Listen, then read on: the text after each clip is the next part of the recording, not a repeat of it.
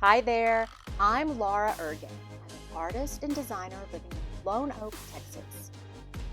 Today, I want to talk to you about lettering in Procreate.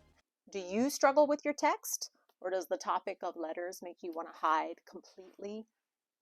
If so, I can help you with that. One thing I hear from artists a lot is that they wish their lettering looked more professional. I've seen people try to address this in different ways, from literally trying to trace over letters to measuring the height and the width, or even trying to painstakingly copy an existent font. I want to offer you a quicker, easier option. I'm going to show you 4 lettering options that you can use within Procreate.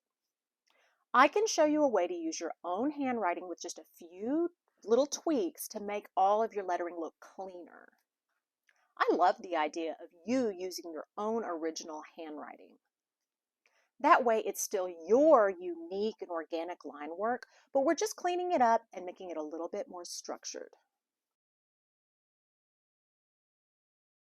I illustrate books, paint murals, and have work in galleries.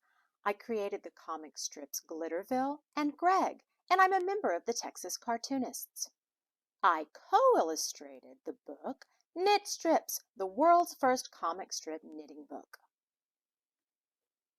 I talk about art on panels and work as a presenter at literary festivals, and I also teach classes on comics and graphic novels. Now, for our class project, we're going to be writing the phrase happy birthday because it has a lot of different letters within it.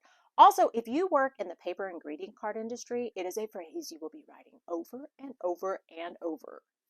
We'll start with your original handwriting, then we'll change it up 4 different ways. I've created a template for you to use, but I'll also show you how to make your own if you want to do that. By the end of this class, you'll have 4 new lettering styles to use in your own artwork and projects. You'll be able to apply these techniques to absolutely any letters or numbers on your own work. All right, grab your iPad and let's get started.